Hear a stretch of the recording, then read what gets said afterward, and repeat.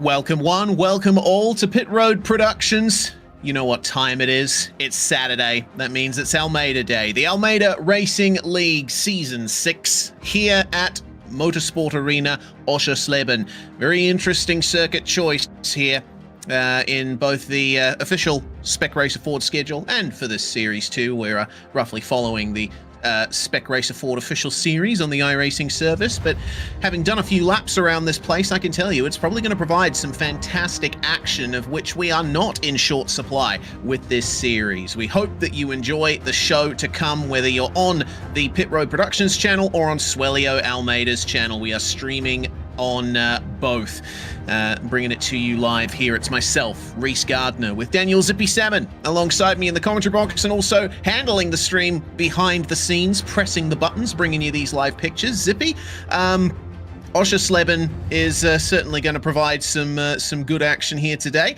I'm looking forward to it. Drivers in qualifying right now. Yeah, a technical track that should provide some great racing.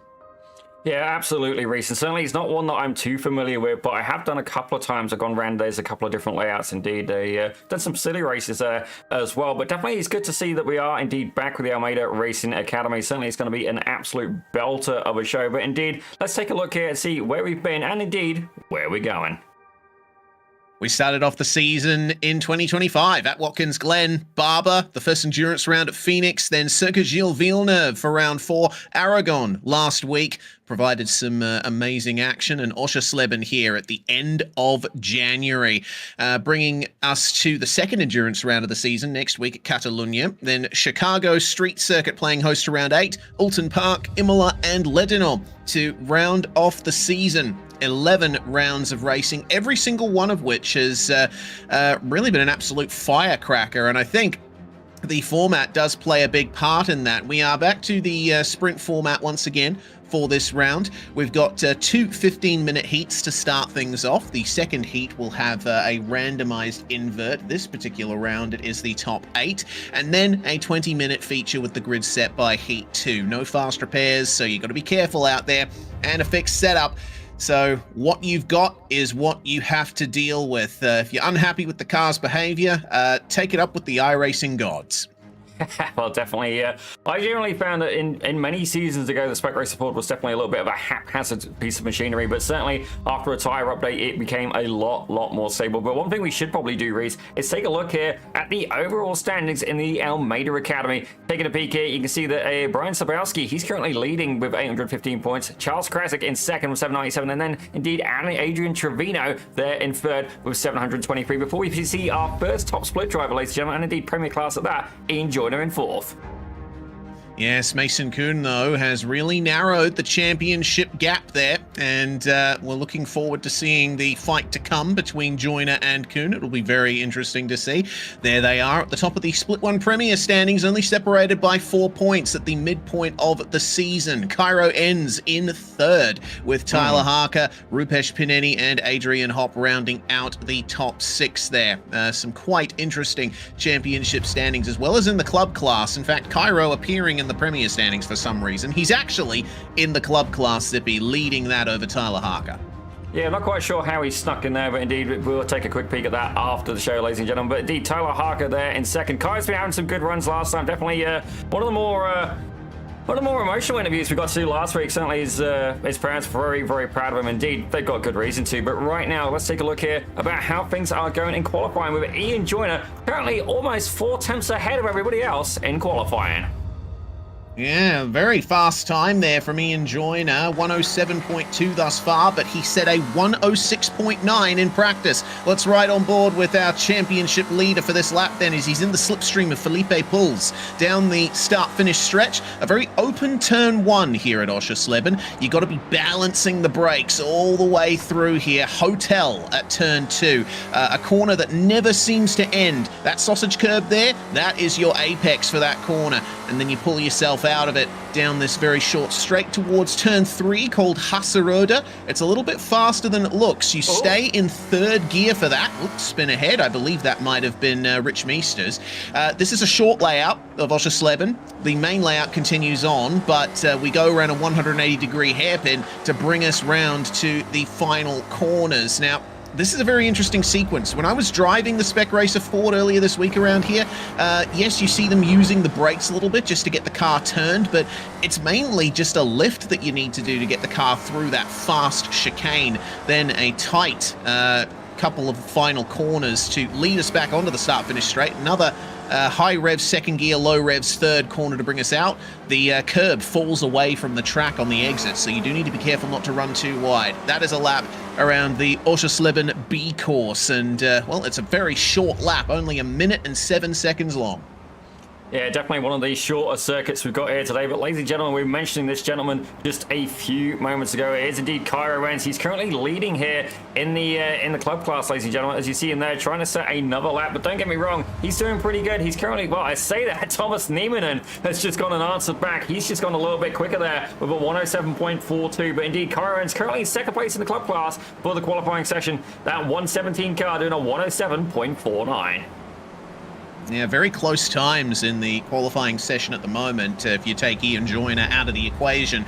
Jeffrey Westland currently sitting second on a 107.3, and you go all the way down to... man, there's so many drivers within 1 minute and 7 seconds.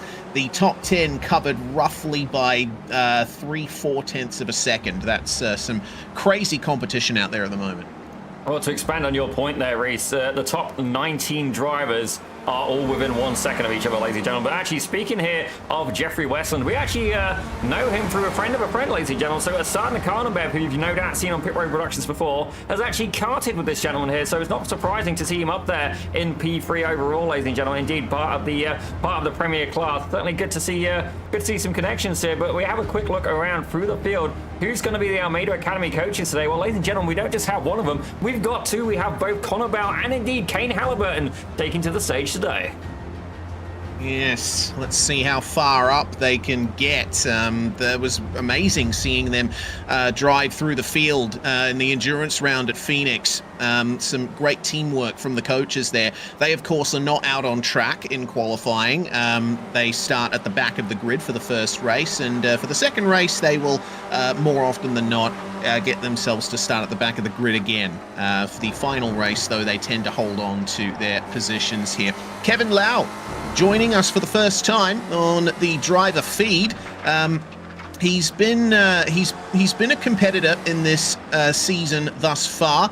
I believe he's missed a couple of rounds, but it's good to see him back out there and currently sitting in lucky 13th. Let's see then if this lap is enough to get him out of that position. Across the line he comes, and it's a 107.696. That is a new personal best for Kevin, but it's not quite enough to elevate him further up the field. Yeah, I do believe he's got Kevin Adrian there right ahead of him, ladies and gentlemen. So certainly a good opportunity there. Kevin, pretty stable, pretty consistent, and not actually on the driver cams this week. Where are you, Kevin? We certainly want to see you see that face of concentration come back. But right now, if he can utilize that slipstream, he could indeed be able to find a little bit more pace. As Kevin Adrian gets a little bit of a spin there. Thankfully, Lau able to go around. So certainly we've seen a couple of people here finding the back end of the car get a little bit looser. As Lau, I think, has a similar experience as he makes his way through the right-hander. Yeah, that hairpin is incredibly difficult to get right. The car wants to spin on you at every opportunity through that part of the racetrack, and it's wow, he's being very aggressive over the curbs there. It sort of tightens on the entry and on the exit. There's a little part where that hairpin opens up in the middle, so you may see drivers running wide through there occasionally, but that doesn't mean that they're necessarily going to lose time. There's a lot of subtleties to this circuit that drivers need to overcome. Back across the line again, still no change for Kevin Lau, but Cairo Enns has just made a big improvement. He's up to P5 overall once again, and Rupesh Pineni has taken provisional pole. He is now 0.08 of a second ahead of Ian Joyner, and it looks like Jeffrey Westland, Thomas Niemanen, they have narrowed the gap to Joyner as well. Now we have the top 5 being covered by just 3.5 tenths. Yeah, incredibly close competition here, and certainly Rupesh Pineni, he's been potent from the start, ladies and gentlemen. Indeed, the quite an aggressive driver as well. Like, I mean that in the nicest of ways. But let's give a shout out to this gentleman here as well, Domenico Sayu. I have no doubt, well, I have very little doubt, ladies and gentlemen. I think this may be his best qualifying performance so far. He's currently P10 overall and indeed P5 in the club class.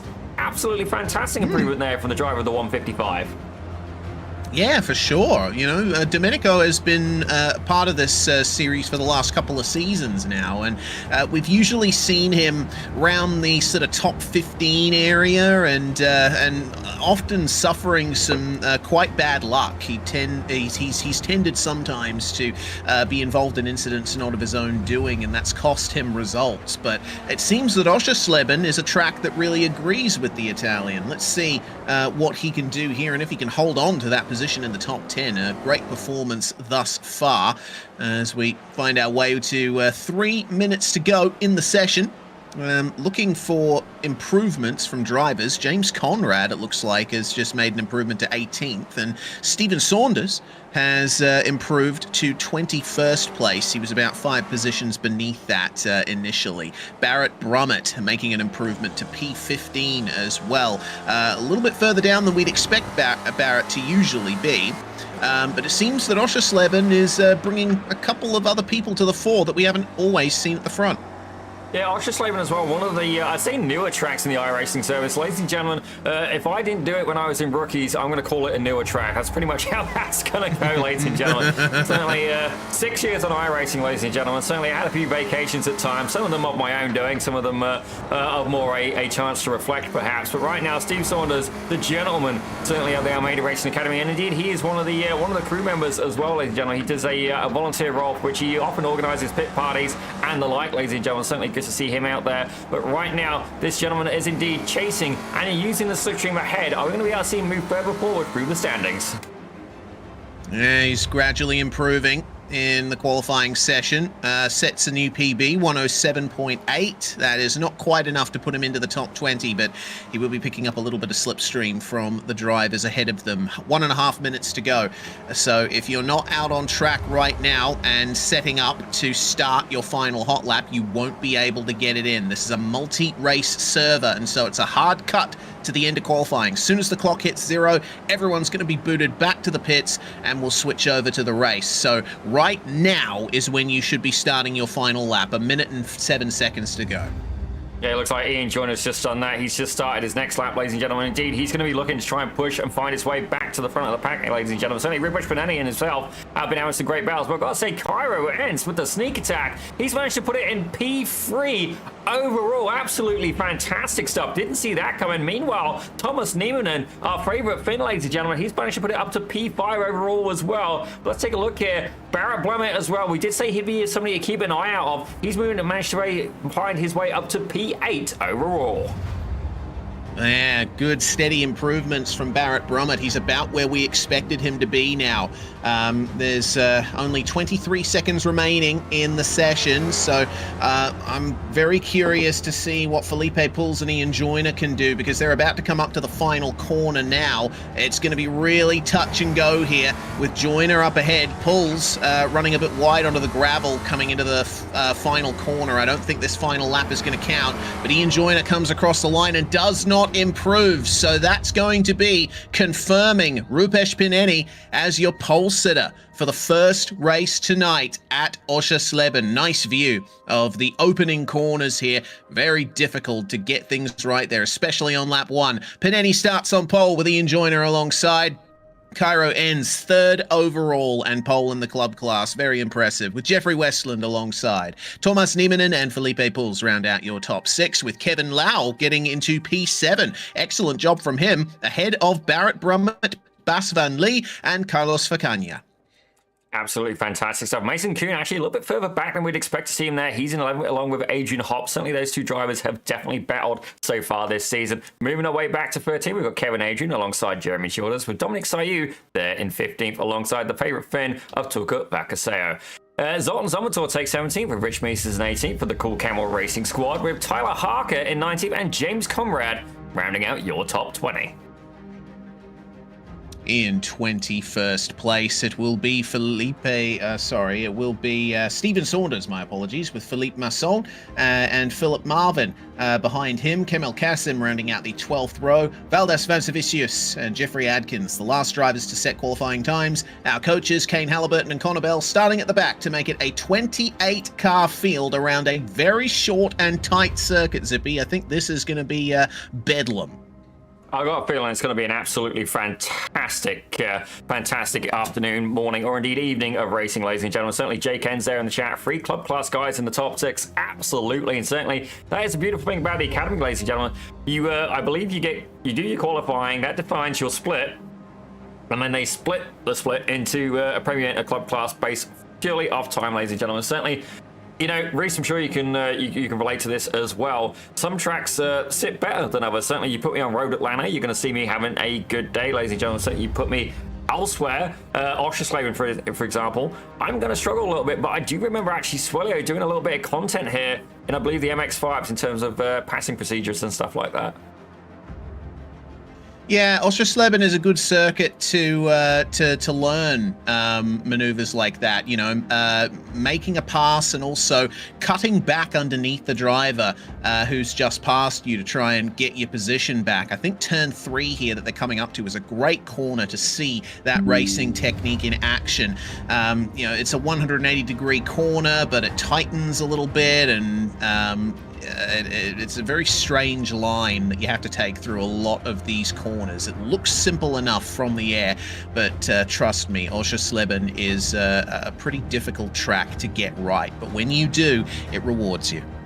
It absolutely does, ladies and gentlemen. Certainly, I got a feeling we're going to have a couple of people to keep an eye on here. Baron Blummet, I am expecting to see a little bit more. Mason Kuhn as well. I have a feeling these two gentlemen are indeed going to be looking to try and make some moves up through the field. But I got to say, fantastic lead out here on Pit Road Production, and indeed on Swelio Almeida's channel. Ladies and gentlemen, make sure that you do indeed hit that subscribe button, hit that like button, and the biggest thing as well, certainly for me, share it with your friends, ladies and gentlemen. We want to see more people getting involved here with these broadcasts. If you're there in the chat, we see it, and indeed, we do indeed talk back to you. As I can see there, Sean, I believe it's Sean Sausages, is there in Almeida's chat as well. But let's keep that on hold, ladies and gentlemen, as we are indeed going green here for the first round of Oschersleben for the Almeida Racing League.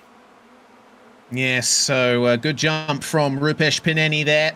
He got on the power very early, caught everyone out, but Ian Joyner will push to get towards the back of him in turn 1. Cairo ends sticking with the both of them. It's a top 3 breakaway with Jeffrey Westland defending from Thomas Niemanen for 4th place. It looks like Kevin Lau is going to try and make some moves forward here in the blue car there, trying around on the outside of Niemanen. He's washed out a bit wide though, and it looks like he's going to really lose out there. Felipe Pulls makes the move on him when they get to turn 4, and it looks like a pretty clean start, honestly, for just about everybody. There's a lot of trading for positions, particularly further back in the field, but other than that, looks like the drivers are just focusing on getting into their rhythm for the race ahead. Well, ladies and gentlemen, you can already see one of the Almeida Academy coaches, Connor Bell, already up 5 positions. Ladies and gentlemen, he is a hard charger in the field. Look at the exit speed he's got there. Philippe Masson is going to have to be working really, really hard. I can see a little bit of smoke being kicked up ahead. I do have to wonder if somebody maybe took the scenic route, but everything looking clear so far on the event standings. Pass up the inside for Connor Bell, and well, looks like Masson is going to get a great run out of the corner. Speaking of great runs, there's one from Ian Joyner. He tries to take the lead from Rupesh Pineni, but Pineni's going to defend it there side by side through Hotel. Both of them slightly compromised from that. Cairo Ends is going to jet right up to the back of them with a mammoth exit from turn 2. Yeah, I have a feeling he's going to be able to put himself into this battle, but I think this is where low risk, high reward could indeed pay off. We've seen Cairo have some fantastic races, and also some ones that didn't quite go to plan. It's almost making contact with Ian Joyner there. Further back though, Jeffrey Westland getting a little bit of pressure there from Thomas Niemann and Felipe Pauls as well. Kevin Lau trying to apply pressure. All of these drivers looking to try and find their way forward as Carlos Picania now going side by side with Jeremy Childers. Yeah, or trying to keep the position for Kanya, falling back a little bit in the early stages there and compromised again through the fast chicane. So he's going to come under pressure from Sayu, Harker, Zomator, everyone behind him. Other than that, looks pretty clean as far as everyone's concerned. An incredibly long train of cars here. I think that's the longest train we've ever seen. Usually, there's a few more breaks in the field after the first couple of laps. Not so here. Ooh. Yeah, Ian Joyner there going a little bit wide, and I do think there may have been a little bit of debris there at turn 1, ladies and gentlemen. Certainly it did look like there was a little bit of pebbles going across the track, but right now Cairo ends not only leading the club class, he's managed to get himself into P2 overall. Low risk, high reward, ladies and gentlemen. He's just got to stay there in the mix. Further back though, Carlos Facania still applying pressure here to the back of Jeremy Childers. As I just heard contact, ladies and gentlemen, I have a feeling something's happened with one of our academy coaches here, Kane Halliburton, and indeed Philip Marvin potentially going into an incident as well. Yeah, looks like an incident towards the back of the field, and Marvin will get rolling again, as will Halliburton. What happened here? So the 0-1-2 of Halliburton, that is way too deep there for Philip Marvin. I think might have missed the braking point there. It is a fast corner, but you do have to start slowing down a little earlier than that. So unfortunately, Philip's going to be carrying that damage. He might have to bring it back into the pits, but is it worth it in a race so short? Well, what we are starting to see, ladies and gentlemen, is Ian Joyner, Kyrens, and indeed Rupesh Paneni have started to break away there from the rest of the pack. It's about a 1.4 second gap there to Thomas Niemann, who's currently leading the second pack, ladies and gentlemen. Indeed, Philip Marvin appears to be having a little bit of, oh my gosh, who's that further back? Is that Mason Kuhn? It was indeed Mason Kuhn going side by side here with Jeffrey Westland, and you can see there the opportunities being unfolded here for Barrett Blomet and Kevin Adrian as well, very much in pursuit as more incidents occurring, ladies and gentlemen. Looks like Rich Meesters might have just had the scenic route as well. Yeah, falling down to the back there for Rich. Felipe Pulls, meanwhile, makes the move on Thomas Niemann and gets himself into P4. Let's find out what happened to Meesters. Oh, that's into turn 1. Very easy to lose the rear end if you drag the brakes a little bit too much as you're turning left through turn 1. You're trying to set up for turn 2. You're trying to slow down, but it can be very difficult in a car that's as sensitive to weight transfer as the Spec Racer Ford is. Here's Tyler Harker then, who's battling with Carlos Facania there for P14. Outside line is often good at corners like that. You can get on the power earlier and straighten up the car a tiny bit sooner. That will grant him the position on the way into turn 1. But will Facania try to fight it? He will not. He backs out of it. Looks like there's been a change for P2 as well. Ian Joyner's back into second. Cairo ends back to third, but it looks like he's trying to fight back. Indeed, he definitely is. But one thing I'd say they really should keep in mind, Reese, is that they don't want to try and open up the podium battle to the likes of the drivers behind him. Felipe Paul's there leading that pack now. Thomas Niemann and pushed down into 5th place. But ladies and gentlemen, the club class podium currently being held by 3, 4, and 5. Ladies and gentlemen, this club class having a very good day. Currently, the hard charger in the field, if you exclude the academy coaches, is this driver, ladies and gentlemen, the 171 of Tyler Harker. Yeah, Tyler started down in 19th place and is up into 13th now as we find our way to the end of lap number 5. Now, it is a timed race. From what I can see, it looks like it'll be about 13 laps or so that these first couple of heats will go for. So the drivers will be well aware of that. 1/3 of the race is now complete, and we're about to see the first half really unfold here. Zoltan Zomator then, he's been passed by Connor Bell. He seems to have fallen down the order a little bit. Remember, he was fighting a bit further towards the top 10 just before, but it would appear that he's back down to 18th position and trying to stay ahead of Tuka Valkiasuo and James Conrad there. Jeffrey Westland, meanwhile, had some great performances in qualifying, but it appears he's had trouble too. Runs wide, goes into the gravel that's been thrown onto the racetrack there on the exit of turn 3, and oh my god, some great avoiding action actually. Yeah, that was Jeremy Childers actually who just did that, and I gotta say that was definitely a fantastic evasive move there. It looks like Philip Marvin's had another incident as well, still trying to recover from what happened earlier on, but indeed Zoltan Zomator now applying pressure to the back of Dominic Sayu. Yep, the fight is on for P17 as Connor Bell's going to try and get away from these guys and move further up the field. Back to our leaders, though. It looks like Ian Joyner's going for it again here on Rupesh Paneni, but Rupesh is putting his car in exactly the right spots here. It can be quite easy to defend through the first couple of corners. You may be on the outside through turn 1, but that becomes the inside for turn 2, and if you outbrake yourself a little bit, you'll wash your opponent even wider. The breakaway is not as intense, though, from what I can see. Pauls and Niemann have caught up to these guys. Oh, very much so. They've gained a second over the last couple of laps, and indeed we've got a one and only Mr. Matt Larkin here in the chat making some claims here, ladies and gentlemen, saying Tyler has top 5 pace, last to first challenge mode engaged. Well, certainly we'd love to see him achieve that challenge, ladies and gentlemen, but he would indeed have to start in last. The closest person who's going to be able to match that kind of attribute is going to be Connor Bell, and he's currently up 12 positions in P16 overall. Yeah, good job from Connor Bell, and I'll be very interested to see what Tyler Harker can do further in this race. He has just latched onto the back of that pack there. You see him at the end of the train in 13th place as Ian Joyner moves ahead of Rupesh Panini and finally is ahead on the way into turn 1. So to the lead for our championship leader, cars 18 and 19 leading the way, and it's the 117 who's on the outside looking in for the moment. You can say the same for Felipe Pulls as well. It's been a very impressive performance from Felipe thus far this round. Kevin Lau sneaking up the inside of Mason Kuhn, and that will be the move done. Kevin is on a charge at the moment, but he's going to have to stay a bit wide here. It's narrow through this hairpin, but they both get out cleanly. This is going to be a tough fight. Yeah, right now Kevin Lau is going to find himself between Mason Kuhn and indeed Barrett Blumett. Both of these drivers used to being at the front of the grid. Kevin Lau actually having a really, really good day. So like we've seen him here and about before, ladies and gentlemen, but definitely he's got some very, very capable drivers alongside him, indeed around him, ladies and gentlemen, as indeed the gap is incredibly small. And you can see the concentration as he's trying to not only get himself a clean exit, but trying to hold off the car behind of Barrett Blumett, who has Kevin Adrian very much in tow as well. Yeah, very good indeed. Let's see then. So there's a pull out there from Barrett Brummett. He's going to try and get back alongside Kevin Lau here. But once again, the inside line wins into turn 2. Brummett very wide. He tried to turn in there. Kevin Adrian thought he saw the door open, but it was immediately slammed shut in his face.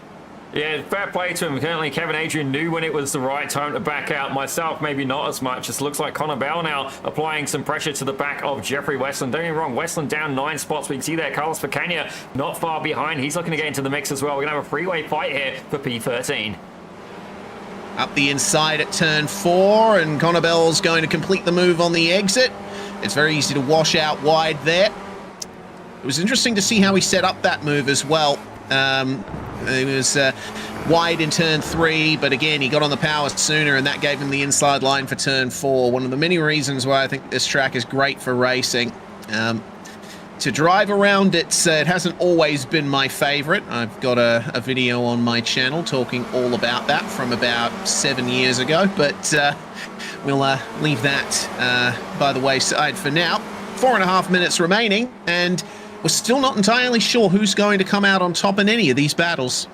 Yeah, definitely not. But ladies and gentlemen, you just saw the hat that Connor Bell was wearing. We're going to ask him about that later. For those of you who don't know, ladies and gentlemen, there is indeed a story behind every one of those hats. But right now, Ian Joyner is currently leading the race overall. He is indeed last season's champion, ladies and gentlemen. For actually, I managed to say it right this time. It's last season's, and indeed it gets to close of last year's champion winner. But right now, himself, Rupesh Panini and Cairo Enns were pulled away from the rest of the field, but it looks like Felipe Pauls has very much latched onto the back of this battle, and indeed Thomas Niemanen is pretty much just holding on as well. He's barely in the draft range, but 3.2 seconds separates themselves from the rest of the pack pretty much, ladies and gentlemen, being led by Mason Kuhn. Yeah, it's a very good breakaway from the top 5. Mason looks reasonably safe for the moment. He's not under a huge amount of pressure from Lau, Brummett, Adrian. But speaking of that battle, it looks like Bas van der Lee and Tyler Harker have latched onto the back of these guys once again. So this is everyone in the top 10 plus Harker.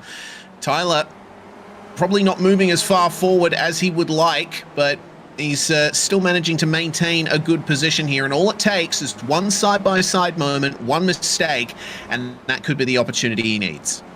Indeed, certainly. These are a couple of drivers here, a pair of German drivers, actually, Zoltan Zomato and indeed Adrian Hopp. Now, usually we see these fellows a little bit further up through the field. Certainly not their strongest outing today, but indeed, Adrian Hopp, he has an absolutely radical artistic paint, ladies and gentlemen. But right now, he's currently down 5 positions. I do have to wonder what exactly has been going on in his race. But indeed, he's staying on the back of fellow countryman Zoltan Zomato and indeed trying to find his way back further through the field. Yeah, Hop, I saw his incident happen. I watched it on my own replay. He just was turning into that sequence they just came through there. He was on the grass on the way in, and that kicked him into this huge slide. Ended up having to do some lawn mowing on his way back onto the circuit. So far from ideal for Adrian Hop, but he is still within the top 20, so it's not all over. Meanwhile, Barrett Brummett up the inside of Kevin Lau coming into turn 1, but Lau will hold strong and get the inside for turn 2. A little bit wide, I think, for Mason Kuhn, just up ahead of them, but he's managed to hold on to the apex nicely. It can be a bit of a double apex corner at times, turn 2, so I don't get too concerned if I see someone running slightly wide in the middle of it, but maybe put a pin in that. Keep an eye on it. Indeed, certainly, these drivers definitely having a lot of fun as well. Mason Kuhn leading this battle, and I have a feeling you see there Barrett Blummer again trying to go side by side. It looks like Kevin Adrian trying to sneak in there as well. Tyler Harker certainly had a good view of that, but able to get themselves back into single file pretty quickly. Meanwhile, at the front of the pack, a lot of things still going on. Thomas Niemann is very much in this pack as well. We got a 5-way fight for the lead, and indeed, that looks like Felipe Pools there getting incredibly close to the back of the 117 of Cairo Ends. Yeah, this should be the start of the penultimate lap here. 1 minute and 23 seconds on the clock when they cross the line. A lap around here takes about 1 minute and 7 seconds. So we will have another lap after this. Things starting to get a bit leery in the battle for the top 5, which is all covered in a single frame here at points on the broadcast. Joyner putting in some good times at the front and starting to pull away. Harker, meanwhile, has made the pass on Bas van der Lee and is now in P10, but I see another driver who has joined this fight here for the last few positions of the top 10, and that is Connor Bell. He is about 7 tenths behind there. See, look at him there in the gold car. You can't miss him. By all means, ladies and gentlemen, if we could put it on, we'd indeed be able to have the Jaws music, ladies and gentlemen, because certainly if you have one of the Academy coaches behind you, it's not a case of if, it's a case of when they will make that pass. Certainly there is a very good reason they are coaches, ladies and gentlemen. Certainly they are exactly who you want to learn from. Because don't get me wrong, you get a lot of drivers, not as many as you'd hope, but certainly there are potent drivers in the, not just the iRacing world, but obviously in the racing world. But not all of them can teach. Now, I can say certainly Connor Bell, Swalio as well. Can't say I've got much experience with Kane, but indeed, I do know he coaches. I have seen the feedback from his coaching sessions. Ladies and gentlemen, if you want to get faster, these are the gentlemen who can help you get there. If you want to be as fast as the likes of Connor Bell, if you want to be as fast as Swalio, you've got to go and get the material. You've got to learn. You've got to put the time in, ladies and gentlemen. And indeed, you've got to listen to what these guys are saying. Take a look at the material. And always become a member of the Almeida Racing Academy. Ladies and gentlemen, it's $25 a month. Absolutely phenomenal value. Yeah, you get access to all their coaching materials. The lead battle is starting to heat up here. Rupesh Pineni is dialing it in on Ian Joyner and has made some slight contact with him into a couple of these corners. Joyner has been forced defensive a couple of times, but crucially, he's managed to stay ahead at this crucial juncture, these final corners. If you're ahead here, then you should be ahead coming out of the final turn as well. And he leads by 0.3 of a second into the braking zone as we make our way to the finish line for the first race here at Oschersleben, and it's a great run from P2 to P1 for Ian Joyner, but he was under pressure the whole way. Yeah, he definitely had a lot of work to do. Ladies and gentlemen, look even further back. I've got to say, this has got to be the closest race I think we've had so far at the Academy. Don't get me wrong, we've had a lot of close races, but indeed, looks like Kane Halliburton and indeed Connor Bell have black flagged themselves out of the results standings, ladies and gentlemen, so certainly we'll see them starting from the back yet again. Let's have a look a little bit further back here. Philip Masson having a little bit of a drag race line there with Valdas Pansavicius. Yeah, close finish between the two of them. It was about 0.2, and Valdas is certainly bringing some more smoke into the equation there. That's everyone across the line, and the results have been finalized for race number 1. It's Ian Joyner who won from Rupesh Pineni. Cairo Ends winning the club class, and we have Felipe Pools and Thomas Niemann rounding out the top 5. Mason Kuhn will get P6 ahead of Kevin Lau, Kevin Adrian, and Barrett Brummett, with Tyler Harker making up into P10 from 19th. Having a look there at P11, it was Bas van der Lee with Jeffrey Westland in 12th. Jeremy Childers taking 13th with Carlos Picagna in 14th. Adrian Hopp took 15th with his fellow countryman Zoltan Zomator right behind in 16th. Tuukka Valkoseo, one of the Finland drivers, he's there in 17th with Dominic Sayu in 18th. James Conrad took 19th with Steve Saunders, the gentleman of the group, rounding out your top 20. In 21st place, it was Valdas Van Savicius beating Philippe Masson to the line by a couple of tenths. Kemel Kassim in 23rd, with Rich Meesters and Jeffrey Adkins rounding out your top 25 places. Connor Bell and Kane Halliburton disqualifying themselves from the results, and unfortunately Philip Marvin was unable to get to the finish after his crash that we saw earlier. Well, it's time for race 2, and the top 8 have been inverted. That means Kevin Adrian has pole, with Kevin Lau alongside Mason Kuhn and Thomas Niemanen on row number 2. Felipe Pauls and Cairo Enns 5th and 6th, with Paneni and Joyner rounding out your top 8. From there on back, it is where they finished in race 1, Zippy. Absolutely fantastic stuff, ladies and gentlemen. Certainly it's going to be a fantastic battle and a good opportunity here for the invert grid. Certainly Kevin Lau has got an absolute mammoth of an opportunity ahead of him. But don't get me wrong, Mason Kuhn over Oschersleben is going to be looking to fight that as well. Cairo Enns still able to stay there in the top 6. But don't get me wrong, he's got Felipe Pauls and Thomas Niemanen alongside, and just ahead we have P1, 2, and 3 in 4, 5, and 6 for the overall, ladies and gentlemen. It's definitely going to be some very interesting battles here at Oschersleben.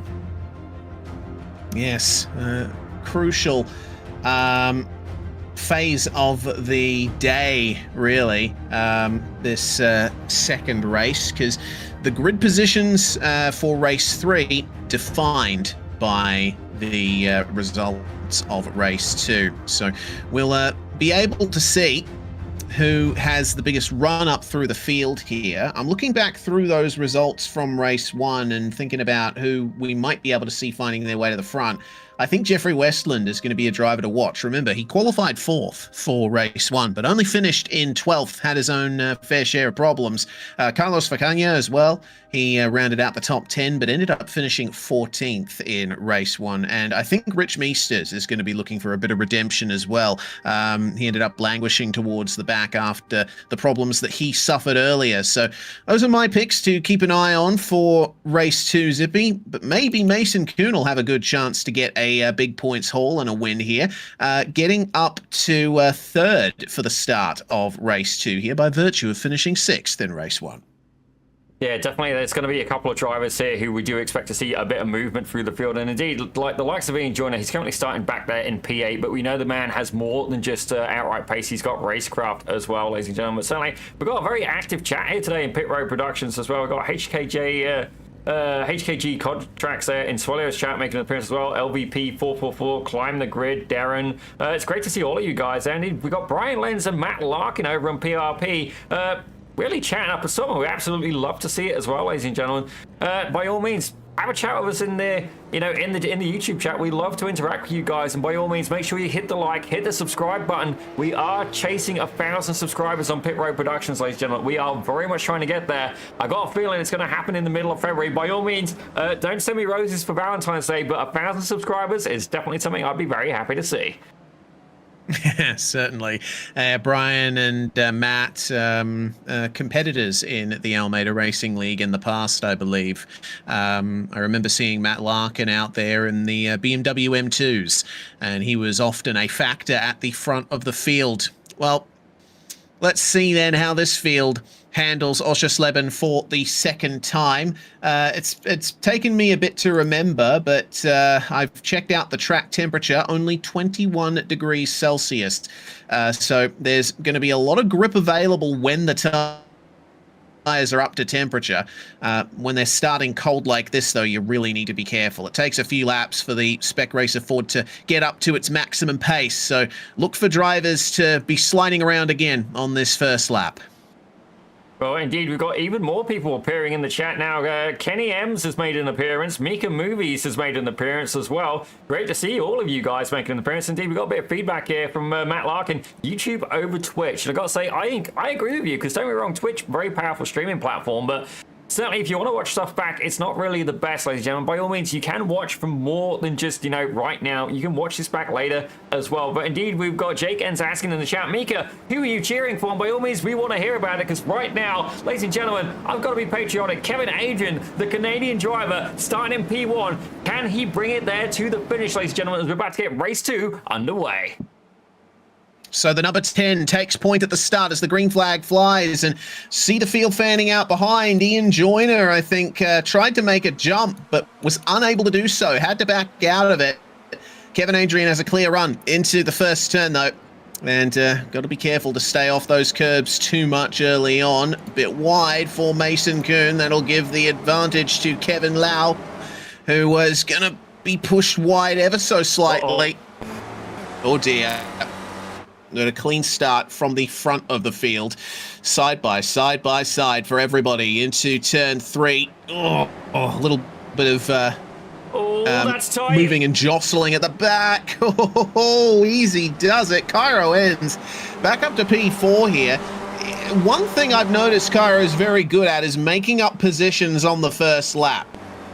Well, that is definitely something I can relate to. Is look at the exit speed there. That looked like Niemann got a little bit of a bop there from Rupesh Pineni, who then in result gave Cairo Enz a bit of a bop there. Enz able to hold on to it, but Rupesh Pineni definitely getting very aggressive here. Goes up on the inside of Thomas Niemann on the final corner. Look at that, Cairo Enz has gone off a little bit, ladies and gentlemen. That is going to compromise his exit speed. Can he hold on? And already you can see here the lead pack. I say lead pack. It's really, it's realistically just 3 cars, ladies and gentlemen. Kevin Adrian, Mason Kuhn, and indeed Kevin Lau have absolutely pulled away from the field there. All that scrapping further back has made a 1.3 second gap. And look at them. They're there. They're like hornets, ladies and gentlemen. Indeed, somebody has poked the nest. Yeah, they have indeed. Well, they say red cars go faster, and it looks like that is the case for Rupesh Pineni. Some very aggressive moves on the first lap here, and now he'll be focusing eyes forward to try and catch up to this top 3. I'll be very interested to see what the lap times are like, because Pineni doesn't have anyone ahead of him to slow him up through the corners anymore.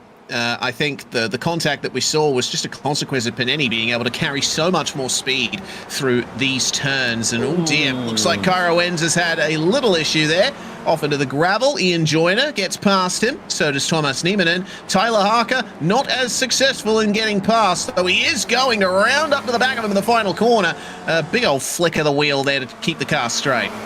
Well, ladies and gentlemen, one thing I can tell you is there's definitely been a lot of aggression at the start of this second race. Definitely cool, calm, and collected has indeed left the window, ladies and gentlemen. Indeed, open concept car. I suppose there was never any windows to really hold it in. But right now, Mason Kuhn has found his way to the front of this pack, ladies and gentlemen. And the whole time they're fighting, look at the gap behind it. It was about 1.4 seconds. That's now dropped down to under a second. Ladies and gentlemen, who was that going scenic route? Was that Cairo?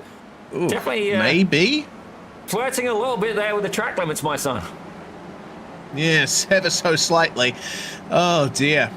This is going to be an entertaining second race here. Side by side again. Rich Meesters there in the 64, making up some places. He's one wide, and Vancevicius running straight into the tyre bundle there at turn 4. That is far from ideal. We also saw some issues happening for Jeffrey Westland as well. He made contact with Philippe Masson there. For Vancevicius, just running deep into the corner, and there was no way it was turning on the grass. Yeah, definitely not quite the move he had in mind. But ladies and gentlemen, we got battles happening all the way to the back of the field, ladies and gentlemen. And certainly Philip Marvin here with that absolutely beautiful paint, ladies and gentlemen. Certainly we love... This is one of my favorite things, ladies and gentlemen. We go, when we just go and put it on your car and we see Pit Row Productions staring straight back at us, that's how you make this commentator, indeed, this producer, very happy indeed. Certainly, we love to see the support from all you guys in the chat. And I've got to say, it's been fantastic support as well. But right now, Philip Marvin there applying a good amount of pressure to Kemal Kassim, fighting for 23rd place. Further ahead, oh my, something's happened with Childers. Oh my. Oh my God, that's not a good position to be in. Oh dear, and it looks like we've had Philip Marvin involved in that one as well. Poor Philip, he really didn't have many places to go there. Adrian Hopp losing positions out of that. Same for Childers. Carlos Facania running deep in turn 2, comes back onto the circuit, but then he'll encounter this ahead of him. Adrian Hopp seeing the car ahead of him spin. Great avoiding action by Hopp. He ended up avoiding the worst of it until Connor Bell spun off ahead of them. Childers, it looked like, made that error all on his own. Yeah, definitely a little bit unfortunate there for Jeremy. Indeed, there were a few casualties. We now have 5 meatballs. Ladies and gentlemen, I'm going to say that is enough to make a good portion of food, ladies and gentlemen. But as you can see there, Mason Kuhn just making his way by on the start of this 5th lap. And indeed, look at this now. Kevin Adrian having a deuce with Kevin Lee, as indeed Rupesh Pineni getting into the fight as well. Yeah, Rupesh has caught up to these guys and made his way past Felipe Pulls. Now he's going to try and get it done on either of these two ahead. Great drive out of the corner from Kevin Adrian. Can Pineni hold the outside here? That is the question. Not quite. It's a tight entry to that corner, but he's managed to force Kevin Lau into a compromised position.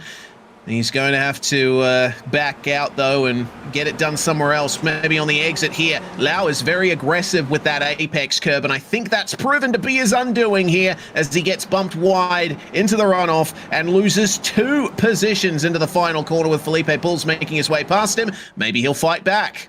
Well, not only that, he's now opened himself up to the likes of potentially Cairo Ends. That gap now just under a second, ladies and gentlemen. You can see here the lead battle very much become a almost a one-train race, ladies and gentlemen. You can see, well, that looks like all the way back. I believe that might be Rich Meesters in 15th, ladies and gentlemen. He's still there. Further back, though, the lead is pretty much all the way back to Kemal Kasim, ladies and gentlemen. All of these guys within drafting range, apart from, I guess, Bas Bandeli. There is a little bit of a gap there, but I've got to say, incredibly close racing so far here today at Oschersleben. Yes, I love how close the racing has been. It's been a real pleasure to see this fighting, especially at the front of the field. Mason Kuhn making his way to the front, but Kevin Adrian, who started this race on pole, has done a great job of holding on to things. Pineni, he's made a massive charge back up to P3, but it seems like his pace has stalled ever so slightly. He's going to need a mistake from Kuhn or Adrian ahead to try and make his way further forward. Looks like we've had some issues down in P16 as well. Looks like Kemal Kassim making his way past Adkins and Saunders, and Vancevicius falling a little bit down the order. There's been something that's gone on there. Yeah, let's take a quick look. It looks like Philip Masson had a bit of a scenic route there as well, ladies and gentlemen. But right now, it looks like Rupesh Pineni has gone and made the move here on Kevin Adrian. You can see they're getting a little bit deep there into turn 1 or 2. I guess turn 2, depends on what you want to call it, ladies and gentlemen. And right now, Mason Kuhn is going, thank you very much, and just trying to run away a bit as fast as he possibly can. Meanwhile, further back, I could have sworn I just seen a little bit of bump drafting there from Cairo Ends. Yeah, Enz is back there with Joyner behind and Kevin Lau in front. This could be... Oh, dear. Oh, both Joyner and Enz trying to go for the inside there. And Kevin Lau is the guy who draws the short straw there, bumped off. And, he'll be none too happy with how that went down. He's back into P11. He's going to have to fight extra hard in order to get that position back. But it's not impossible. Yeah, certainly a little bit unfortunate there. Gets a little bit of a nudge from Cairo, just raises the barriers, but certainly able to continue, thankfully, ladies and gentlemen. Yeah, good job there. He ended up slowing up the car just in time, so there's probably minimal damage, if any, to Kevin Lau's car there. So 6.5 minutes almost upon us here as Joyner attempts the move on Cairo Ends, but once again, if you're on the inside for turn 1, turn 2 is... a little bit impossible there around the outside. A lot of painted tarmac beyond the curbs here. That sort of blue-green strip that you see occasionally. It means that there's a bit more track to use than you'd expect, but you're still got to be careful of the off tracks. And once you touch the gravel, it can be day done. Kevin Adrian shuffled back to P4 now. It looks like Pineni and Pulls have found their way past. Yeah, very much so. Mason Kuhn very much coming under attack very shortly as well. He had that gap open to almost a second, ladies and gentlemen. See, Valdes Vancevicius has picked up a meatball flag, and indeed it looks like Philip Masson has as well. Something's definitely gone on further back in the field. Let's take a quick look. All right, so Vancevicius and Masson there with issues. We'll have to see if we can grab the replay of that. Mason Kuhn showing there for the moment, but Valdes, it appears already with some damage there on his car, and this is him bringing it into the pits after he got the mechanical black flag. So it looks like whatever happened to him was before that. It would appear same for Masson as well. So it looks like we won't be getting the exact replay for those two, but we've still got plenty to show here, especially in the battle for the lead. Rupesh Pineni now trying to mount an attack on Mason Kuhn. He's taking some alternate lines into these corners to set himself up for the exits, but can he get it done? Mason Kuhn, remember, was the championship leader for quite some time in this season, and Well, Pineni is still looking for a consistent run of results. Let's see what they can do here. Under 5 minutes to go. Felipe Pools is still right there as well. Felipe's having a good day today.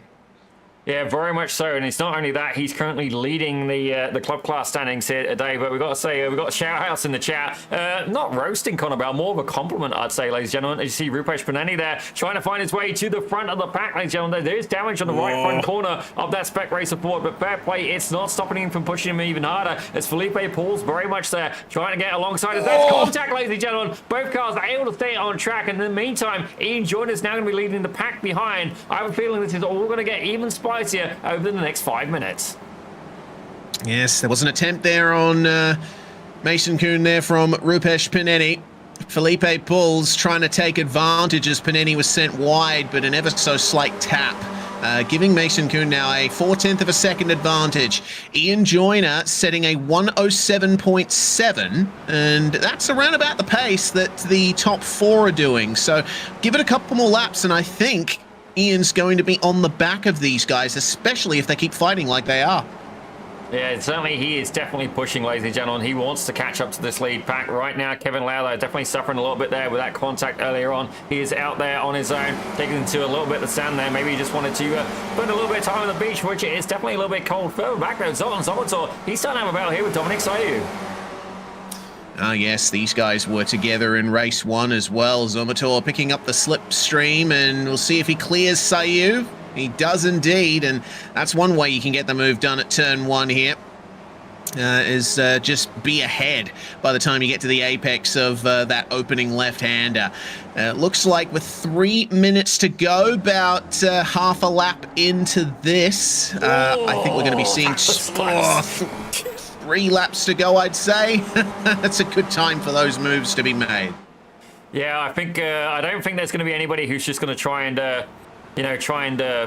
wait for the last moment to make a move there. As I say that, Thomas Niemanen now applying a bit of pressure there to Cairo, and certainly Cairo, he had a good first race, and indeed he's fighting back, but maybe trying to hold on a little bit too much here, as indeed he seems to be not quite at the same form as race one, but very much putting on the defensive drive right now.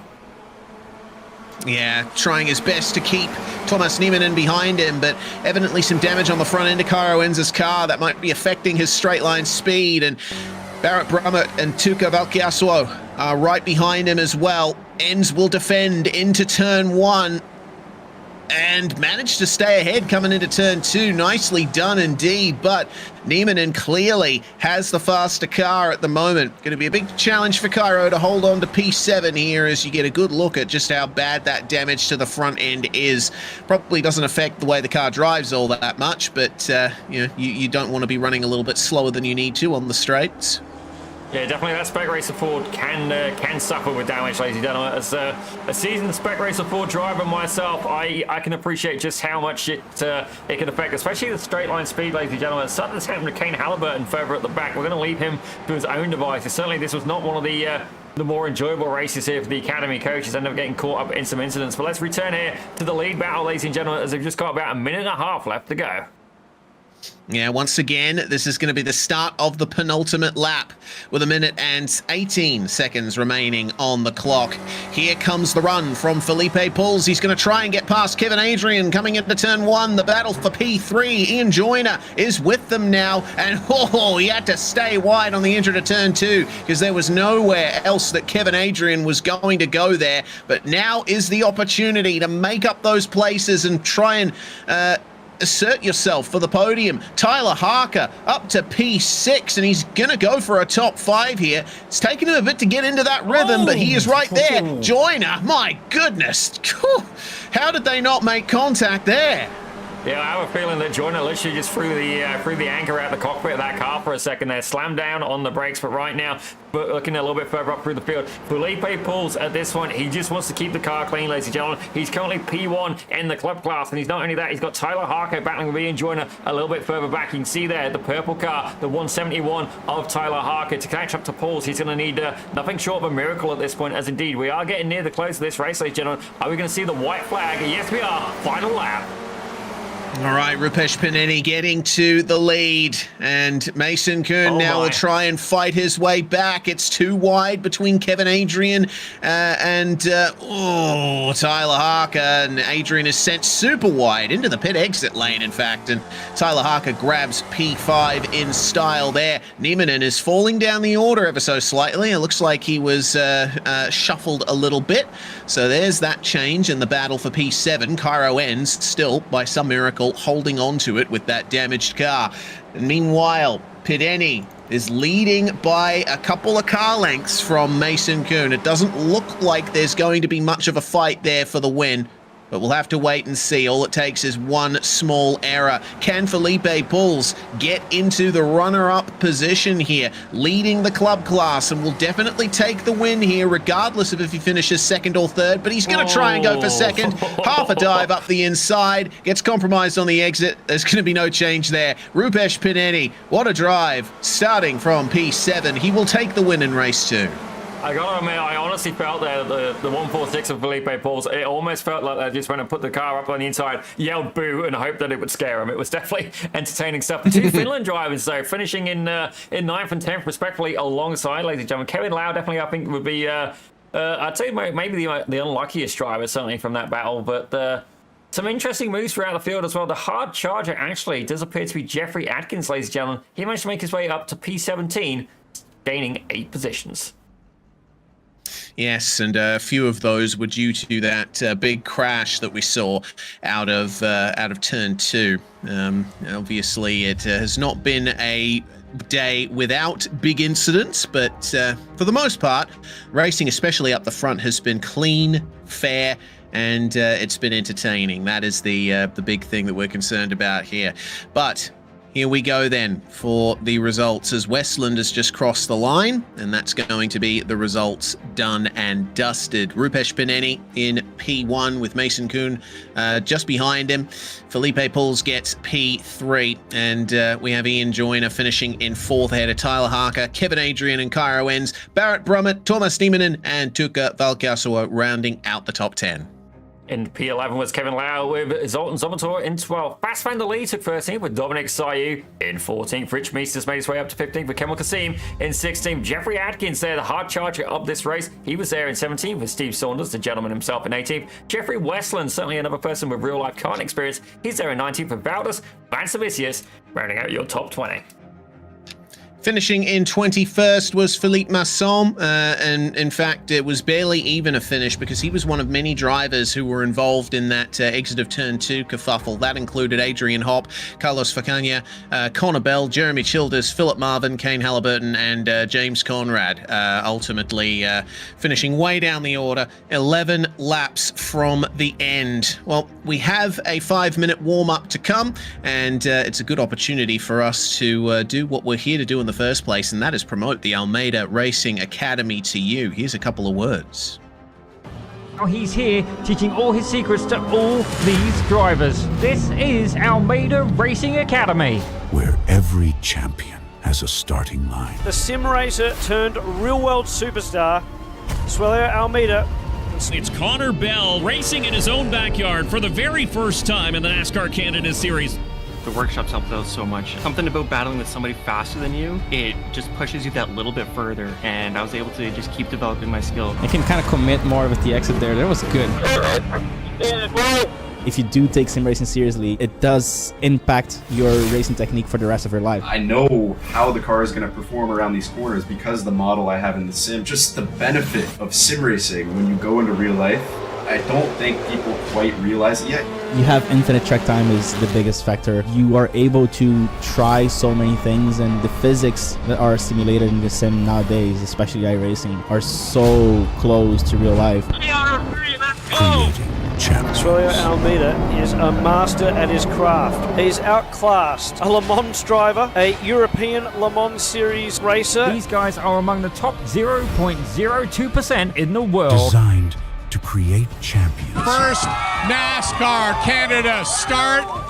First NASCAR victory for Connor Bell. Connor Bell standing on the podium here today.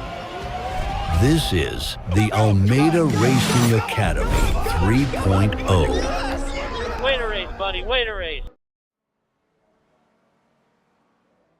A fantastic series, a fantastic league, a fantastic platform, the Almeida Racing Academy. Just $25 a month brings you access to all of the coaching material from Suelio Almeida and friends to help you get better at driving, be it in the real world or in the sim world. We are joined by Connor Bell for a chat here in the warm-up. Some great racing today, Connor, and you did mention to us that you ran a momentum workshop earlier in the week, and I think the drivers have been making good use of that today.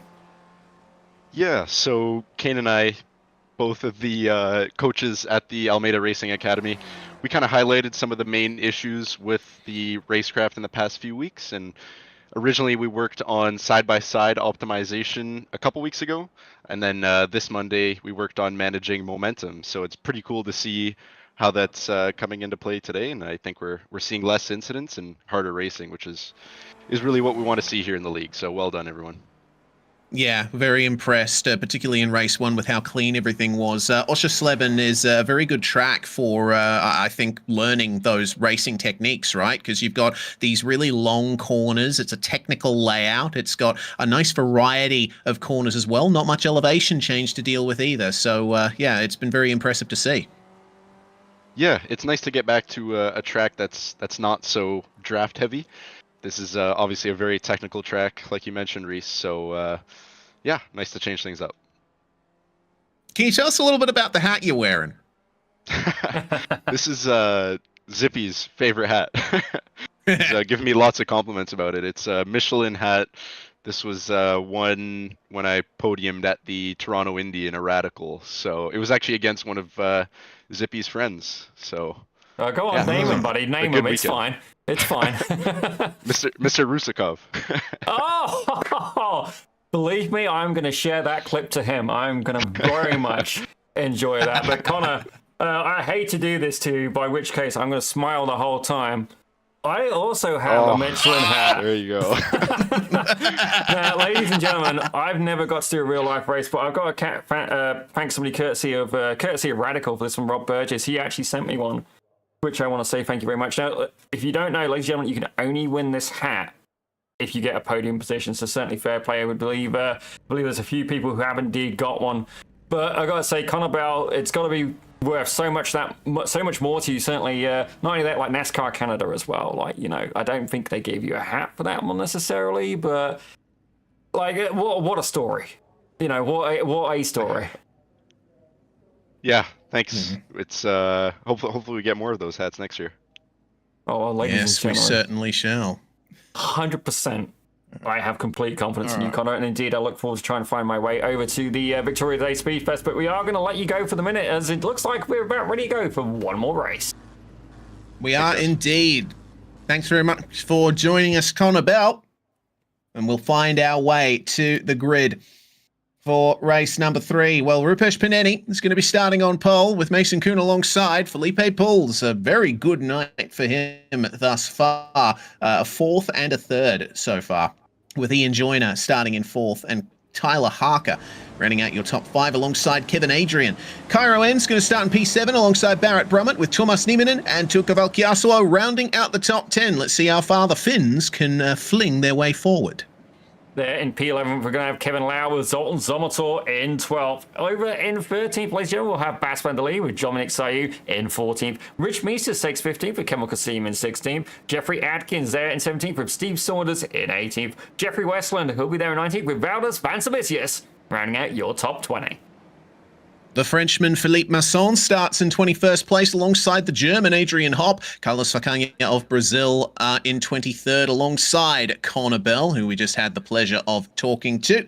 And then it's Jeremy Childers, Philip Marvin, Kane Halliburton and James Conrad rounding out our field. It would appear, though, that James Conrad is not taken to the start for the final race of the day. So we're going to be having 27 drivers seeing the green flag very shortly. Now, this has been around, Zippy, where it has never been clear exactly who is going to win. The racing has been so hard, so close, that really anyone on screen at the moment could get it done.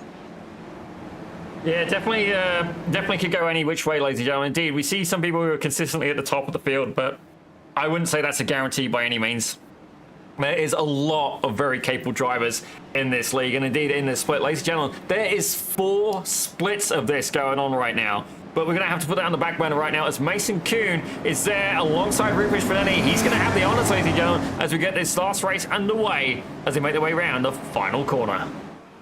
Well, a little bit of contact there between Panini and Kuhn coming through the final corner. Regardless, Panini gets the run out of the final turn. And Ian Joyner already on the attack here. He's going to try and grab second as they're 3 wide for 4th. Kevin Adrian, Felipe Pulls, and Tyler Harker all trying to find the same piece of racetrack in turn 1. Harker incredibly wide, and they're 3 wide again. My goodness, that is the 1-4-6 there of Felipe Pulls getting back through. Barrett Brummett takes advantage as Tyler Harker and Kevin Adrian go sweeping down the order.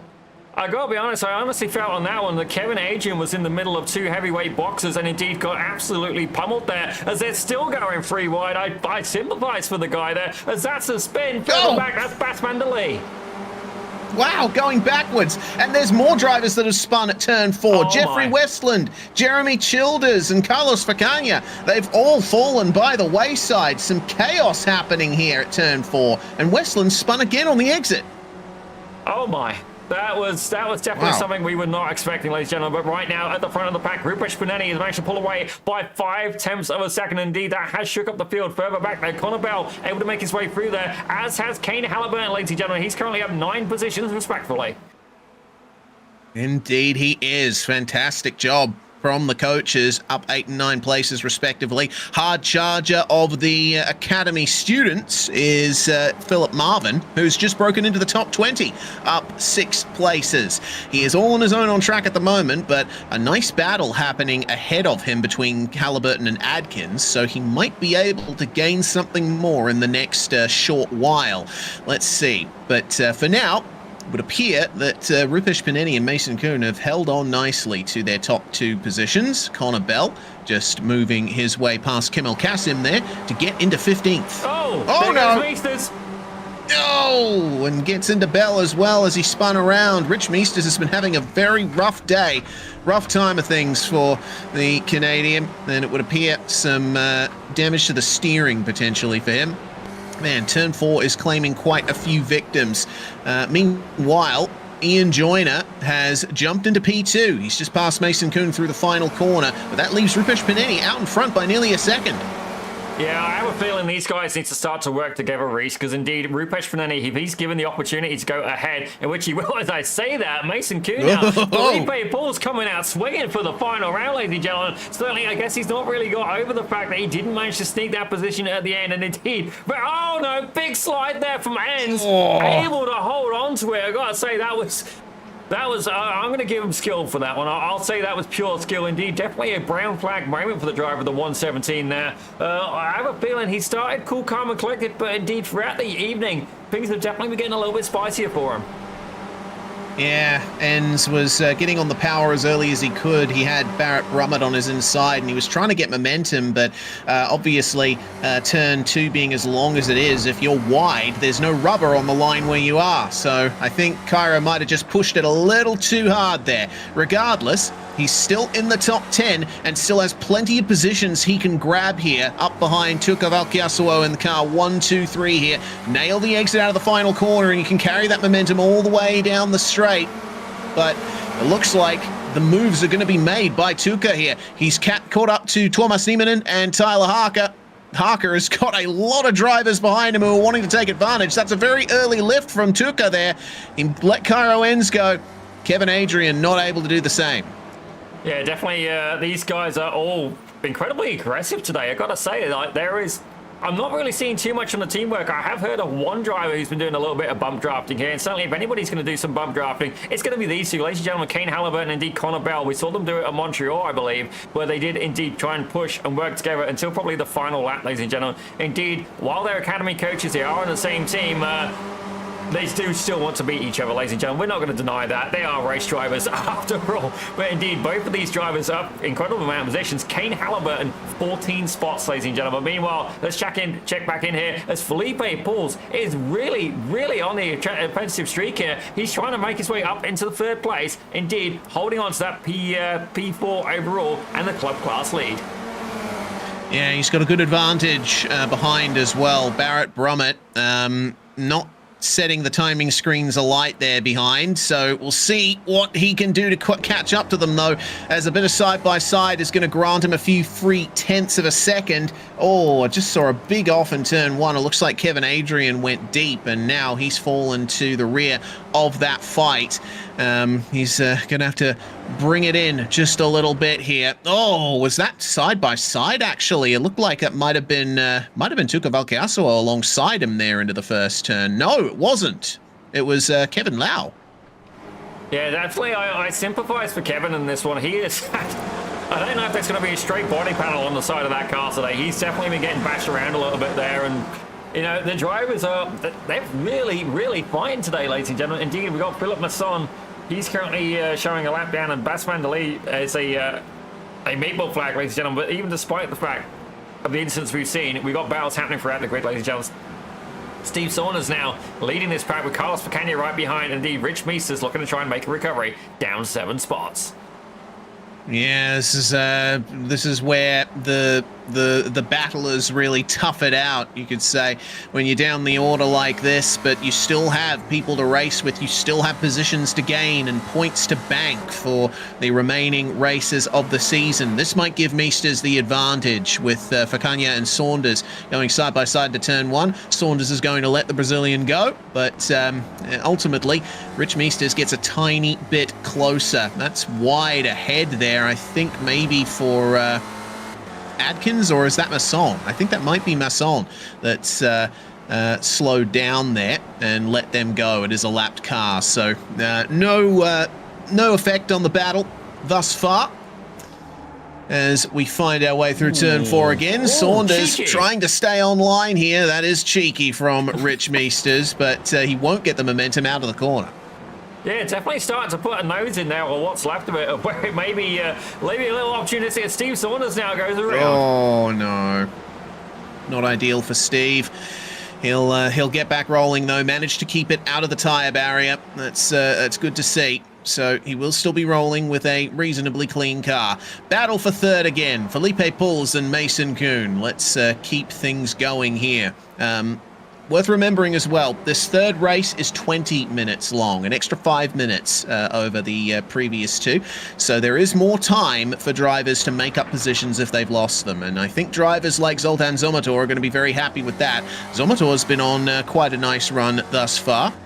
He managed to make his way back up to P12 for the start of race 3 and is now looking into the top 10 here behind Nieminen. Yeah, he's definitely had a pretty steady race so far, and honestly, sometimes that's honestly all that you want. You don't necessarily need the podiums, you just need a nice clean race there. As you see Kevin Lau putting the front wheel up on that curbing, ladies and gentlemen. Indeed, he's been getting into some good battles himself, and Cairo Renz definitely duking it out a little bit here in race 3. Whoa! Oh, okay. That's quite a dive there. It was legit. Yeah, certainly was. But Nieminen does not end up getting past Kevin Lau. The slipstream is incredibly strong in these cars, and Bo Connor did say to us in the warm-up that it's not as much of a slipstreamy track as others on the schedule. It's still quite a benefit down that front straight, isn't it? Yeah, definitely a benefit. You want to make sure that you are indeed in the draft. But you see there a little bit of damage on the left front corner of Cairo Renz in the 117 car. Indeed, this is a battle for P7 overall, and indeed P3 in the club class. He's really keen to try and get those podium points, ladies and gentlemen. Further up through the field, though, indeed, Rupesh Panani under pressure for me in joiner. And Paneni, worth noting, we didn't catch this on the official feed, but I've been keeping an eye on Paneni and Joyner when I'm spectating in the sim, and Rupesh ran wide out of the final corner a few laps ago. That's why Joyner is so close to him. It's been a fast run from Paneni, but maybe lacking a tiny bit of consistency in places, and Ian Joyner, of all people, is the one who's going to take advantage of that the most. He's going to get in the slipstream here and to the first corner. And he will be ahead on the way in. Pineni recognizing that, okay. Okay, maybe not recognizing. He's going to try and fight this one.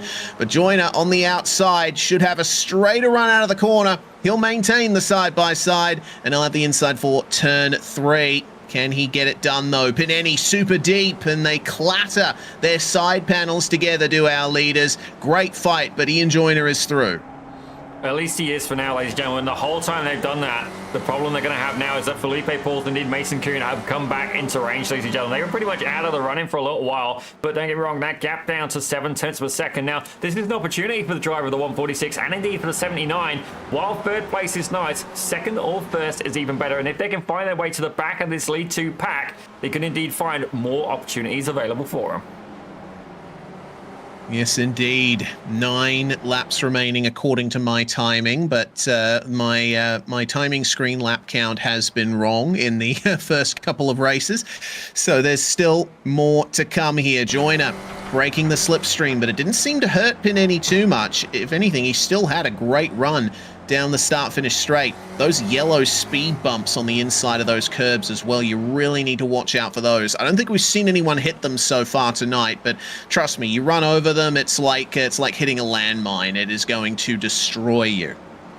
Oh, indeed. There's definitely a few drivers who like to push the limit on grip, ladies and gentlemen. Seeing Thomas Niemanen now, his fellow Finn leading this pack of cars, ladies and gentlemen. Tuukka Vakaseo, he's up there in P7, and indeed, it's great to see Niemanen has indeed returned. Certainly, first caught our attention, actually, when we actually had the jumpy trucks, ladies and gentlemen, at Hockenheim. Definitely a unusual combination without any leaks, but that's when Niemanen really sort of came into this commentator's eyes indeed. And right now, it's fair play. He indeed deserves it, ladies and gentlemen. He's certainly in the top 10, just about holding on. Zoltan Somotor 4/10 of a second behind there before you get a bit of a gap before you get to Conor Bell. And indeed, Niemanen looking to really try and force the moves here today. Oh, Oschersleben. Yeah, it's proven to be a fantastic track for racing in the Spec Racer Ford. And we still have 8.5 minutes worth of it, plus maybe another lap to contend with. Back to the fight at the front. It seems that Felipe Pauls has been minding his own business in P3 for the moment, keeping close to Pineni and Joyner. Mason Kuhn is hovering in the background there, and he could be a factor in this in a couple of laps if Pineni decides to start mounting another attack on Joyner. But I always say this, when you're battling with someone and they are that close to you, they can fight back easily, it's often best to just sit behind and wait for the opportunity as late as you can leave it. Yeah, certainly. There's definitely more than one way to make a pass here, indeed, in the academy. And one way that I've always personally preferred, especially in an endurance race, ladies and gentlemen, is as you said, Reese, if you sit behind them, you are completely occupying their mind. And for me, that is a enjoyable technique, ladies and gentlemen, because I don't always have the beat on pace, but I can certainly make my car very, very appropriately sized in their rearview mirror. Indeed, that can occupy them and cause them to make an unforced error and definitely take a scenic route, as we see our coaches there very much get into it as well. Looks like Kane Halliburton and Conor Bell having a little bit of fun further back in the field. Yep, trying to make their way past Zoltan Zomotor there, and Halliburton will get the move done on Zoltan. Let's see if Conor Bell will follow him through here around the outside of turn 2. It's that initial turn-in point where your trajectory through the corner is decided, but if you're on the inside, it's usually the best place to be there, at least on entry. Conor Bell carrying maybe a few k's an hour more speed than Zomotor at the apexes here. It's an early turn-in that a lot of drivers are employing for turn 4, but Bell is going for the late apex philosophy to get the power out onto the straight, tapping the brakes through the fast right-hander, out through the left, and being very careful not to dip the wheels into the gravel. I mean, we're seeing an awful lot of that from many drivers here, pushing the limits of grip, but that's what you got to do to win. Indeed, you definitely got to push it to the outright limit, ladies and gentlemen. Certainly, these drivers, these are, you know, they're students, ladies and gentlemen. They're students of the best driving academy on the planet, ladies and gentlemen, without a doubt. As Kane Halliburton has just going to set the fastest lap of 107.01. That is insanely quick, ladies and gentlemen. Right now, Tuukka Vakaseo getting some pressure here from Kevin Lau, and indeed trying to apply pressure to the back of Kyra Enns. That is the battle for P7 overall. Yeah, great fight here. Cairo ends. He was defending 7th place in race 2, and he's back in the same position now. Valkyasor taking a look up the inside of him, with Halliburton now breathing down his neck. A long train of cars here, and it looks like Bell just behind is finally getting it done on Zomator. Can he, though? Kane Halliburton, meanwhile, sees that Cairo ends has a bit of a poor run out of that left-hander, and Valkyasor will be there to attack. Will Halliburton follow him through is the question. We haven't seen much of Kane tonight on the broadcast. He had a quiet race 1 and ended up in the pits in race 2. Now we're seeing him bump draft a little bit here as they're going to go 3 wide down the front straight. Well, this could end very interestingly, ladies and gentlemen. Indeed, it looks like the double draft was in place. Kevin Lau looking to try and make a little bit of a opportunity as well. Absolutely incredible battling, but that just goes to show, ladies and gentlemen, you work together. Halliburton gave Tokaseo a little bit of a draft there, and both of them are able to find their way past ends. That makes Kane Halliburton up 20 places in this race. He's got a few more seconds to make up to get to Tyler Harker, who's on his own a little bit in P6. He, Barrett Brummett, and Mason Kuhn in the top 6 there. Not involved in a battle according to timing. They are more than a second apart as things stand. So we'll be hopefully seeing Halliburton change that. Thomas Niemanen, meanwhile, gets shuffled wide, I think, by Zomator. That's not ideal. He will keep going, but now his car's looking a little snub-nosed. He was squeezed a little bit, or he was squeezing Zomator, but yeah, I don't know if either of them can really have blame placed on them for that. It was just close racing into a difficult corner. Yeah, definitely. We've seen that happen on more than one occasion here. It's Kevin Lau looking to try and take the position away from Cairo Ends. Don't get me wrong, these guys are in different classes, ladies and gentlemen. It is indeed Club versus Premier, and Cairo Ends has sadly dropped out of that P3 position for Club right now. Tuka Vakaseo taking hold of that. Tyler Harker there in second, and then Felipe Pauls. He's been pretty much untouchable today, and very much been able to hold on to the front pack as well. He's currently in P3 overall, and his nearest competition, Tyler Harker, about 4 or 5 seconds back. Ladies and gentlemen, all he needs to do is finish here, having an absolutely fantastic points haul at Oschersleben. Yeah, I think this is Felipe's most consistent round so far, and up in incredibly high positions. This will be potentially a round win in the club class for Felipe, with a 4th, a 3rd, and looking at another 3rd place here on the podium in 2 races out of 3. Not many drivers can say that, but we're rapidly approaching the end of proceedings here. 3 minutes to go, and Ian Joyner and Rupesh Pineni still in lockstep at the front of this field. They've had incredibly close times as well. Ian Joyner just setting his personal best of the race on a 107.123 as Zomator now has a go at getting past Domenico Sayu. Another driver who's having a good time today is Domenico. He's had some consistent runs, and he's going to keep the position off Zomator there. But Joyner setting that 107.123. Rupesh Pineni shadowing him very closely, a 107.138. There is barely anything between our top 2 in terms of pace. Yeah, definitely not, but definitely glad to see Domenico Sayu having a really good race. Definitely one of the more unfortunate drivers I've seen here in the ARA. But right now, Steve Saunders, he's currently down 3 spots, but that's not stopping him. He's having a battle there with the gentleman that is indeed Mr. Philip Marvin. Yes, both of these drivers have had some good luck today, but plenty of bad luck as well, especially in the case of Philip Marvin. He'll be certainly happy to see the checkered in a good position here in race 3. It'll be a nice battle between them. There is a car behind them, but that is Philippe Masson, who had to spend some time in the pits earlier on to repair damage, and he is now a lap down in 25th place. He and Jeffrey Adkins, the last 2 cars running at the moment. Hopefully future rounds bring better fortune for the both of them. For now, though, keep an eye on the fighting here for P13 again. Zomator succeeding in getting past Domenico Sayu, but there is every chance that Domenico will fight back. And Adrian Hopp is there as well. Hopp has been on a charge. He's up 7 places. Yeah, certainly we were getting used to seeing him at the front of the pack, ladies and gentlemen. Maybe Oschersleben not one of his preferred choices. Indeed, I do understand what it's like to have some tracks which are more your speed than others, and indeed, I do need to expand my choice of Princess-approved tracks, ladies and gentlemen. But indeed, Tuca Vacaseo now under attack from the one and only Mr. Connor Bell. Here we go then. Can Connor Bell get P8 here as the final lap has begun?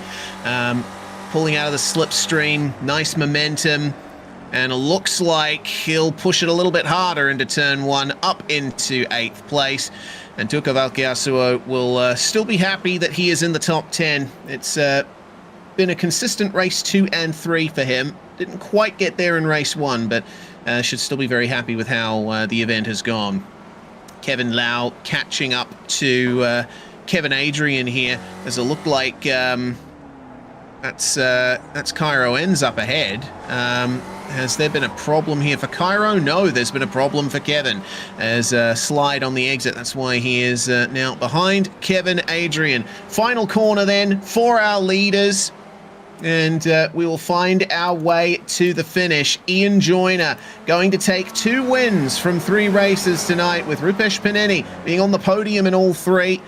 And Felipe Puls grabbing 3rd place and the club class win. A great event for him today. Tyler Harker, P6. It's been a nice, consistent run from him as well.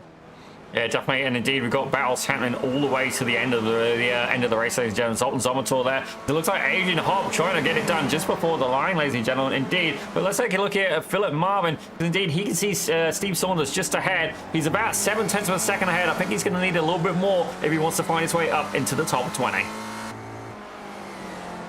Indeed. Well, he'll still manage to come home in 21st place. And Jeremy Childers, who's had a very difficult 2nd and 3rd race, is the last car to come across the line, apart from Rich Meesters, who I believe is still out there at the moment. And yes, he was the car ahead of our leaders when they were coming up to the checkered flag. Yeah, it's been a tough night. Well, night for me, day for pretty much everyone competing here. It's been a tough day for many drivers who we would expect to see, at least in the midfield, getting towards the front. Yeah, definitely a few memories to be forgotten for some and a few memories to be cherished forever. Certainly Felipe Puls, probably the best round we've ever seen him, ladies and gentlemen. Indeed, damn proud of the progress of a lot of these drivers as well. Cairo ends having a bit of a mixed bag. Kevin Adrian definitely going to be needing an ice pack for that car after this race. Indeed, definitely getting into some interesting battles indeed. But Reese, let's have a look here at the final results. Here we go then. That's going to be Ian Joyner taking the win in races 1 and 3 today, with Rupesh Paneni taking the win in race 2, 2nd place in both other races. Felipe Puls, 3rd place for the 2nd time today. Barrett Brummett moving himself up to P4. It took him a while to get on the wagon, but he managed to get his good finish in the end. Mason Kuhn finishes P5 ahead of Tyler Harker. Halliburton and Bell getting up to 7th and 8th respectively, 20 and 16 positions gained, and the top 10 rounded out by Cairo Ends. Still a consistent drive from the Canadian. In P11, another Canadian, ladies and gentlemen, is Kevin Adrian with Kevin Lau. Look at that, 3 Ks in a row, ladies and gentlemen, for small things. Kevin Lau able to take P12 with Zoltan Zomator in 13th. Dominic Sayu, probably one of his better race outings today. He was there in 14th, indeed P5 in club class for that final race, with Adrian Hopp in 15th. Carlos Pacania took 16th with Chemical Kasim in 17th, with Valdes Vansavicius in 18th. Thomas Neiman, and sadly having a little bit of an unfortunate off-track excursion there, pushed him back to 19th, with Steve Saunders in 20th. Philip Marvin, getting passed by Saunders in the dying stages of the race, finishes ahead of Jeremy Childers and Rich Meesters, with Jeffrey Adkins a lap down. Philippe Masson 2 laps down after an early incident put him out of the running order. Jeffrey Westland with a very difficult day. He qualified 4th for race 1, but would not finish in the top 10 in any of our races today. Hopefully next week brings him more luck. Bas van der Lee retiring from the race very early on there, with James Conrad not taking to the start. That is your field, and that is Ian Joyner, who has just joined us in the commentary box. Congratulations, Ian, on winning the round here with 2 wins to your name. Incredibly close but clean racing up the front. Yes, great one. Racing at this place, it's super tight. The pace was so tight across the field. Obviously, only saw the races from my point of view, but generally, it felt you could sort of see the field was really close. The reverse grid was sort of brutal, really hard to go forwards from there because the pace was also tight. But yeah, happy with the result, and it was fun. Had some great sort of racing into T1, which is where it often happens. So yeah, good day.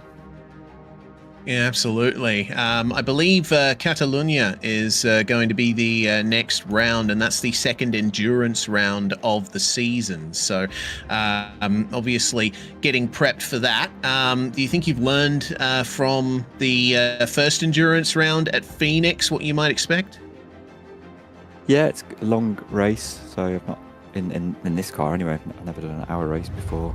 I don't know Barcelona at all, so I've only really watched it on TV with the F1, so really looking forward to getting to know that. It feels like it's a big track for these cars, so I imagine it's going to be crazy drafty as ever. But yeah, looking forward to getting to know it. It's one of those circuits that'd be good to just have experienced, virtually at least. Yeah, for sure. Lots of high-speed battling to come, but well, we send you our congratulations, Ian. Recently grabbing the championship lead at the midpoint of the season. Let's see if that momentum continues. Thanks for joining us. Thanks, Reece. Cheers, guys. See you next time. Ian Joyner there, the winner of races 1 and 3 in Zippy. I understand we are now joined by Cairo Enns, who had a very good run of things today. Yeah, definitely, Cairo, a little bit of a mixed bag for yourself. Race 1 going absolutely fantastically, and obviously Race 2 and Race 3 getting into even more battles. Tell us a little bit about your point of view. I was actually really excited seeing that the track tempo was so low for the initial practice and for Heat 1. Took a little bit of playing with the brake bias to figure out where the grip was, but once I got it, I was in there. And big shout out to Tuka for giving me the draft to get me that P3, and I felt pretty good.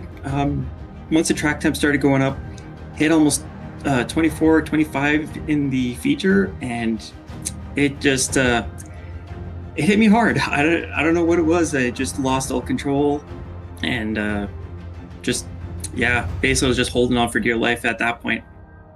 Well, ladies and gentlemen, it sounds like the Spec Racer 4, driven by the 117 for a second, went from Bruce Banner to the Incredible Hulk, ladies and gentlemen. Certainly it was a little bit of a different beast he's trying to control behind the wheel. But, Cairo, we're going to be heading to an endurance round for the next one. It's Catalunya. How do you feel with the pit stop being introduced? Do you think this is going to be something where you're going to be able to capitalize on strategy, or are you going to be thinking more about the outright track position fighting through the field? That track has got some big draft zones. It's going to give me a lot of advantage if I can stay in somebody's draft. If I can save a bit of fuel down that track, then I think the pit stop is definitely going to come in very handy. It came in handy back when we were at Phoenix, and yeah, I expect it'll probably be much the same this time. Well, definitely, Cairo, damn proud to see you. Not only that, you're currently leading the club class, at least before this round, ladies and gentlemen. But certainly, Felipe Paul's there, able to score a good collection of points. We're going to have to wait until next week to find out how that's going. But certainly, you've raced with these guys for a couple of seasons now. And who do you think would be your biggest, immediate rival within the Almeida Racing League? Right now, it's kind of seeming like it's going to be Tyler Harker. He's got just a little bit of an edge on me in some tracks. I've got a little bit of an edge on him in others. Overall, I think we're very closely matched. And yeah, I think it's going to be a very tight race between the two of us. Felipe, I think he's got a little bit more pace than either of us. If he keeps it up, he's probably going to keep taking a few wins. Tyler and I, though, I think it's going to be a good tight rivalry. From what I am hearing, ladies and gentlemen, certainly I believe Tyler's been getting a little bit of coaching from Connor Bell as well. So Cairo, definitely get there, get with the academy, and maybe have a look at trying to put Connor Bell as well, or indeed make it more interesting. Put Kane Halliburton, ladies and gentlemen. We'll have a Connor versus Kane student competition here. Certainly, we don't encourage any kind of rivalry or anything like that. We just endorse it, ladies and gentlemen. But certainly, ladies and gentlemen, Cairo, and it's definitely a pretty solid race today, and certainly we look forward to trying to hopefully see you back here in the production booth for a successful interview. Thank you. Me too. Well, ladies and gentlemen, always good to catch up with some drivers here from the ARA. And indeed, Reese, what an absolutely fantastic morning, afternoon, or indeed evening of racing here at Oschersleben. Yeah, fantastic day, and I'm really happy to see the cleanliness of race 1 in particular.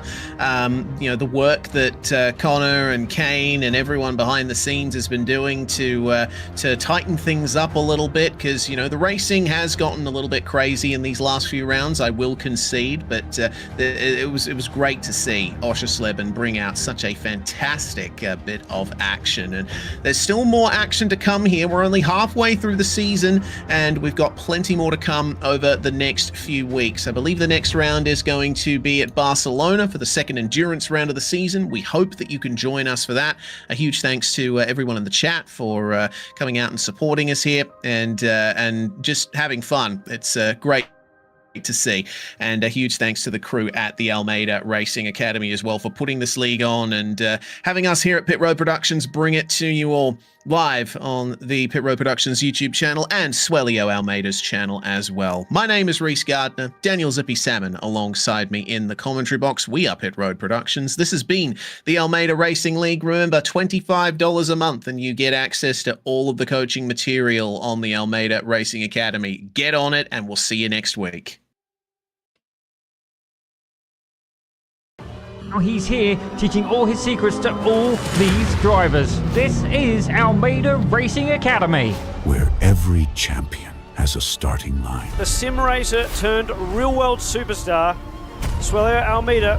It's Connor Bell racing in his own backyard for the very first time in the NASCAR Canada Series.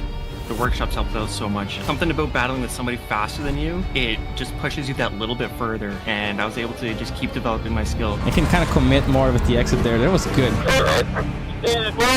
If you do take sim racing seriously, it does impact your racing technique for the rest of your life. I know how the car is going to perform around these corners because the model I have in the sim. Just the benefit of sim racing when you go into real life, I don't think people quite realize it yet. You have infinite track time is the biggest factor. You are able to try so many things, and the physics that are simulated in the sim nowadays, especially iRacing, are so close to real life. Creating champions. Swellio Almeida is a master at his craft. He's outclassed a Le Mans driver, a European Le Mans Series racer. These guys are among the top 0.02% in the world. Designed to create champions. First NASCAR Canada start. First NASCAR victory for Connor Bell. Connor Bell standing on the podium here today.